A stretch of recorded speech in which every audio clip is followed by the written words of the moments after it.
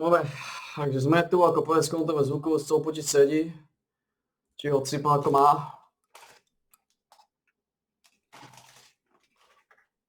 Dobre, takže sme tu, ako povedz kontové zvuku, z počít zvuková stopa C môžeme teraz rozprodiť, oficiálne rozbaliť. Je 15.9.2025 a začíname 666. relaxačný tréningový deň.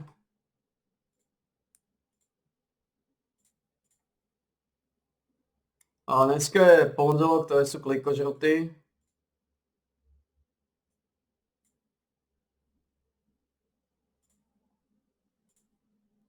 Sto 90, 80, 70 a 60 klikstov.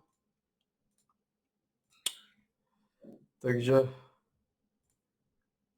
ideme to tvrdá razy, sa musíme roztočiť. Začíname 16-14, dať prvú várku 100 klikstov.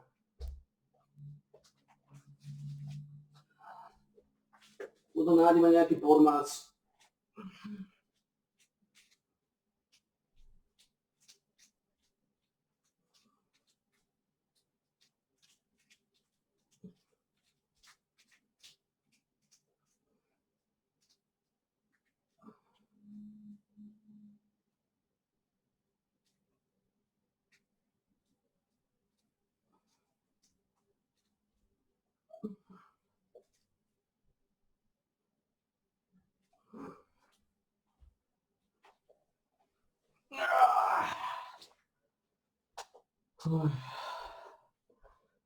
Várka 100 klikstov je za nami.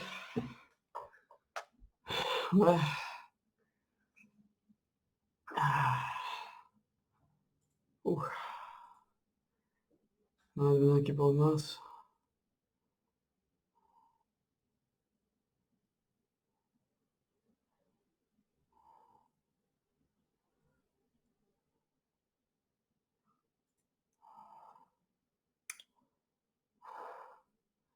Tuto. The Korean server for Throne and Liberty is getting their major update tomorrow, and so they've just received their patch notes. There are so many different changes here that we've got to go over, so I'll summarize it to the best of my capabilities with part 1 and then part 2. We have significant new and returning player buffs, a load of details on the new orb, particularly the skills and synergies you can create. However, I will go through that in a separate video. There's a lot of different weapon skill changes here with regards to balancing and the new stats we're getting. New guardians, guild skills, and just so much more that we've got to go through. I'm going to begin on part 2 and jump straight to weapon balancing, because here there are some pretty important changes to be aware of. They are adding a new effect, and this effect is going to reduce the amount of shield received, this here on Vampiric Strike from Dagger, an 80% reduction for 6 seconds. This is shield received from shield spells, like Invincible Wall, thus already putting counters into play, probably on what Orb can be, with its crazy shield stacking abilities. With a longbow, 40% extra damage against people with shields on their snipe. Deadly Marker, also that 80% reduction in shield received. And Healing Hands, you'll see this across a lot of other heal abilities.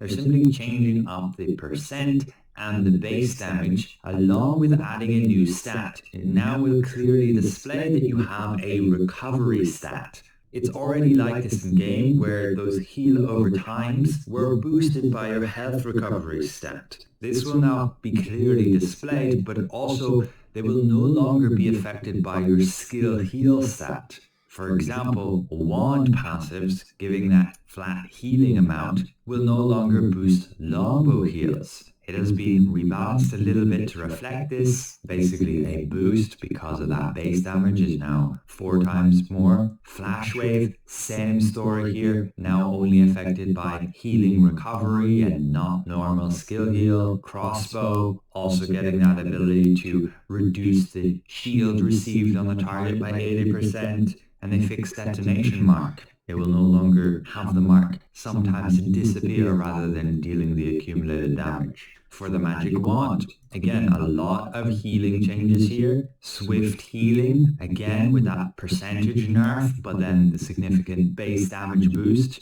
Clay salvation, same story, along with Fountain of Life. We then have Invincible Wall change. How these shields are going to be working, they will use a new shield stat and will no longer be affected by your skill heal. And that's for all shield abilities. They are rebalancing some of those sources of those heal stats, actually giving them a bit of a buff. And then we can have a look at the new mastery skills. So you can get a lot of extra benefits here, going from level 910 to 1430. All of the effects are just listed here. Basic attack damage boost, attribute boost when you use a guardian, gain a shield when you use a mobility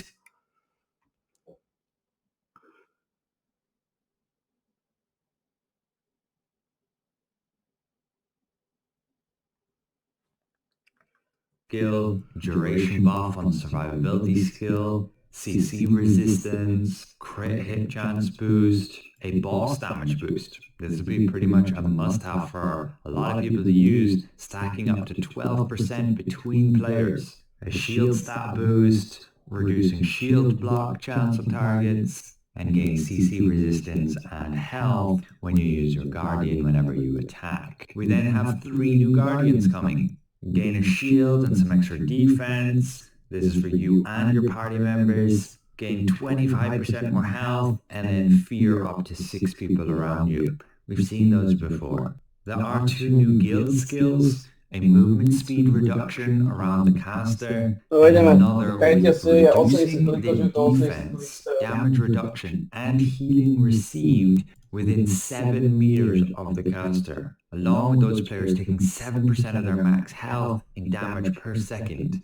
That seems rather crazy, but it is a guild skill. Here again, they cover more explicitly the new stats, so a dedicated one for skill recovery, along with a received one, like how we have healing and then healing received, and we get the same for their shields. They added hit damage and hit damage resistance stats. This affects the damage from a strong hit, I believe, a heavy attack. Cooldown speed is now capped at 120%, with I believe buff duration increased up to 150%. Attack speed 150, and movement speed 1250. Pretty important changes, but I assume they'll be displayed in their tooltips. Like right now, cooldown is actually 200%. As a result of these new healing stats, we'll be getting runes that have them too. They then gave more details on the 24 versus 24 battlegrounds. We have seen most of it before, but just be aware, at least for Korea, they will only be available during peak times for 7 hours. You will need to have 6,000 combat power. Sword and shield users will be always considered a tank, and you can only have one of them in the queue. However, if you take the sword and shield and take one of the healer weapons, orb or wand, you can technically also queue as tank. And there's no restriction for damage dealers to be able to queue as healers, but they cannot queue as a sword and shield. Again, we've gone over that already.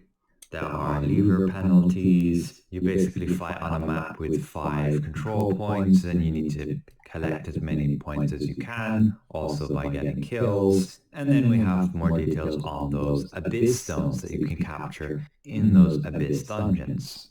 You can set a protection buff once you obtain it, and you do gain a bit of resource production. Again, the siege changes, we've gone through them before, just a bit of layout updates, should change up the dynamic a bit, and they've added the new achievement system. So it'll look like this, and be more clear on what different tasks you can do and get certain rewards. Additionally, a bunch of UI changes, like the escape menu here, the guild skills, and how you can put them on a quick slot, trait UI, and Gate of Infinity when it ends. The ability where you can summon the crafter with Da Vinci's will now have the option to craft those weapons and accessories that you would get normally just from the wandering NPC. And there's a dedicated section for skill cores. But scrolling down here, there's an important change with shield skills. They can now stack between themselves. And there's a priority on which shield gets damaged first. like from raid skills, guardians, masteries, items, then the actual PC skills from allies, and then PC skills from yourself are the last priority to go away. And the shield effect will be changed so it's not affected by strong hits. Again, I believe this is heavy attack. And then there are some other minor changes here too. For example, you cannot die from fall damage. The maximum you'll drop to is 10%. And that's it for part 2. We will look at some of these promotion items coming, which does appear to include that butterfly outfit that we were hoping for, although it seems to have been changed a bit. But now we'll have a quick look at part 1, and it mostly has things that we've already seen before. There's a bit of an overview on the new player housing here, where you can decorate a space for yourself, selecting all that furniture you may have crafted, and it shows some of the places where you can get recipes with some achievement rewards, furniture storage, and some demonstrations of the new crafting system with those new materials we can gather throughout the world, like trees, sheep, and there'll be different icons on the map to denote those resources. There is the new World Tree or Growth mission, this allowing you to complete certain missions, getting extra boosted rewards, mainly runes, mastery, to help players catch up. And then you'll also have, while leveling up, these growth cards to help you select what weapon you want to choose, what role, and then within that, what even skills you maybe want to try out, just to guide those newer players. There is also a new and returning player buff, so you'll get 100% extra assault, 100% extra weapon mastery, and 50 boss critical hit and boss hit chance, along with bonus damage, and guild treasure chest score plus 400%. And this buff will last you 50 days. But you will only get it if you're new or you haven't logged in for, I believe, 30 days. There is then the new dungeons. This needs 6,000 combat power, new 4-star dungeons basically, to go with the Crypt of Augmentation, along with the Palace of the Giant, and we can confirm it has new accessories. I don't know why they were hiding them in their overview video, but those are definitely accessories, with the border of Tier 3 gear. They are changing how we use our dungeon currency, so the Dimensional Token 2s will only be usable for 4-star dungeons. The Dimensional Token 1s will be for the rest. So yeah, ideally save that up, have the maximum amount before it drops, and you can claim as many of the rewards as you can from these new dungeons. They are changing up the trials as we've seen already, with weekly leaderboards, the ability to choose what buffs and debuffs you're going to have. And if you consider stage 6 and above, which there's only 10 stages, you can get a golden chest to spawn. They can be obtained 5 times per week, and for the rest you'll get runes, along with the leaderboard ranking rewards. Runes are going up to a level 120, along with the new addition runes for those healing stats. Tier 3 gear is getting added, 35 weapons, 54 armor, and 46 accessories. You'll need like noble polishing crystals to craft the new noble growth stones. Probably a different name for us on global. You cannot use tier 3 gear with the material transmutation or obtain it from there. And you... No, je to známý.